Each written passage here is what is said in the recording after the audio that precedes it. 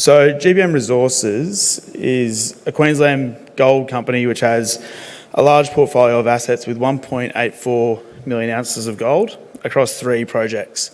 The 3 projects are Twin Hills in the south, which has 1 million ounces, Yandan to the north with 500,000 ounces, and Mount Coolin, which has a resource base at this stage with 300,000 ounces. The Drummond Basin is well known for its epithermal mineralisation, and as you can see through the grades of the past intercepts that we've got, decent intersections with width, which can provide scale and grade. So 17 metres at 317 grams per tonne, 146 metres at 10 grams per tonne across Twin Hills. Historically, these assets have experienced fragmented ownership, and this is the first time these projects have been consolidated into the one company. The plan at this stage is to systematically explore these projects through a rapid drilling program which is currently underway. We have a $6 million budget with a 10,000 metre program with the view to validate our geological internal models and to grow the current resource base. Corporately, the company has $6 million in cash with 0 debt. We're well led by Ian Middlemass from the Apollo Group, as well as Daniel Hastings, who recently joined as CEO. Just briefly on Dan has done a lot of work in epithermals. He's run a $100 million project in Papua New Guinea, adding 6 million ounces to Octedi.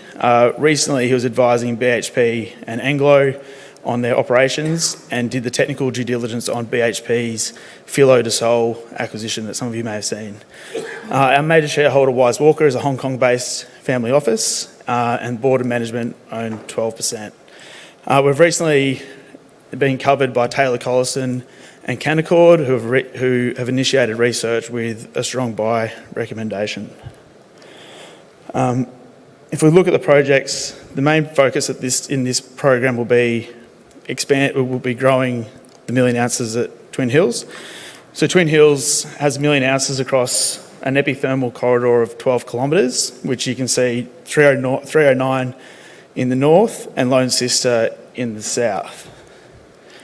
If we look at 309 is a breddiated hydrothermal breccia system.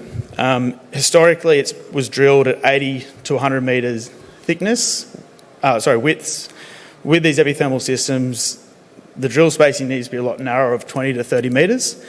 So the plan here is to infill areas of the ore body which haven't been sort of tested, extend those drill holes at depth to extend the scale of the ore body, as well as looking to test and find these feeder zones. So typically with the epithermal systems, as you get deeper, the feeder zones or the ore body narrows and the grade intensifies. So we want to go and find the feeder structures. So the plan is sort of test aggressively how deep these things go, as well as to grow the current resource. So looking at those intersections of 49 at 5 grams per tonne, again 140 at 5 grams per tonne, there's plenty of upside and there's plenty of scalable geology to drill. Along with growing the current resource, we also want to go and make discoveries. So we want to expand the current resource base that we've got. We've got geochem anomalies which sit just north of 309 deposit and south with good IP and magnetic signatures that have yet to be drilled. So as part of this program, we've got 1,000 metres to allocate to drilling at Wilbur's, Corshed and Stella, and which, we're pretty excited about sort of testing those sites as well. In regards to Lone Sister, we're currently drilling this project at the moment.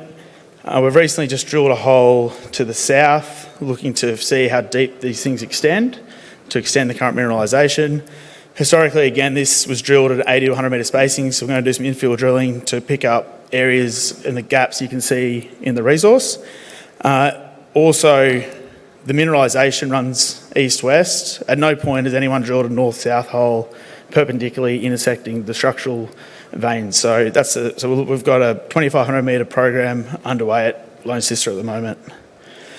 From a systematic perspective, look, the ground at Twin Hills is vast. There's big geology and there's also other structural corridors to the east. So we also want to go put a hole into Bullock Creek. Systematically, we're going to work up prospects, move them into drill targets, test them and either progress them forward based on those results or reject them. Yandan is a 500,000 ounce project. It sits north of Twin Hills. It was previously mined by Ross Mining in the 90s. They moved 365,000 ounces of gold. It was one of the best performing gold assets of its time. GBM in 2022 did some work on the mineralisation at depth, trying to find the feeder zones. They put out a resource of 200,000 ounces at 5.6 grams per tonne. What was exciting about this program was that initially they thought the generator fault was the structural corridor where the mineralisation was sort of moving its way into the system. However, what we found was that that fault is a post-mineralisation fault. So in essence, the 200,000 ounce resource you can see in the pink sort of colourings, like the high grade area, that's been displaced and sort of moved either at depth or laterally. So it's not a function of like where it is, if it's there, it's like where is it? Again, we want to sort of go and target and find these high grade feeder zones. So Ross Mining went in, mined the oxide and then moved on. But historically, like no one's done the work to look at where this gold's coming from and to find these high grade sort of feeder zones that you get in these epithermal systems. So with Yandan, we'll run seismic and we'll run IP surveys across it. Survey will show the quartz mineralisation, the veining, while the seismic will really show the structures of the potential feeder zone within this sedimentary basin. Ilmartha is just south of Yandan. It's a small resource of 55,000 ounces. It's probably the largest geochem anomaly on the portfolio. Again, this gold has to be coming from somewhere. So there's a magnetic low at depth, or magnetic high, sorry, that we want to go and test later next year. Previous drilling has shown 56 metres at 1.4 with 14 at 3.9. Look, again, systematic work will sort of hopefully uncover this potential feeder zone at depth. Yandan, there's a 60 kilometre long strike. It's only been, 8% of it's only been covered in soils. There's still a lot of work to do.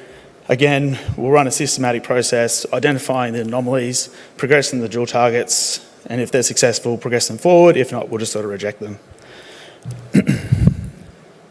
So in regards to the next 18 months, from a systematic greenfields perspective, that's always going to be happening in the background. So we'll do a lot of soil surveys and geochem.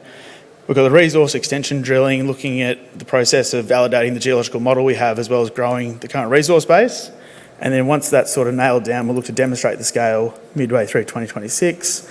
Metallurgical work has been done previously, but nothing's ever been released to the market.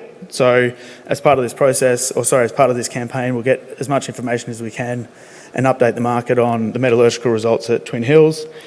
There's a new target drill testing that I was talking about, which is the 1,000 metres we're looking to drill in this current program, and we've got geophysics coupled with that. So if you want it, and in regards to an updated mineral resource, that's probably expected Q1, Q2, 2026. And then again with Yandan, similar. It's probably Yandan's process is 6 months, probably lagging behind Twin Hills. So to recap, GBM, we've got a 1.84 million ounce resource base in Queensland, which we're looking to rapidly expand. We're going to validate and grow the resource. We want to demonstrate that scale, technically de-risk those projects, show the market that there's upside, as well as look to deliver the value through progressing these projects efficiently. So look, any questions, feel free to drop by the booth this afternoon.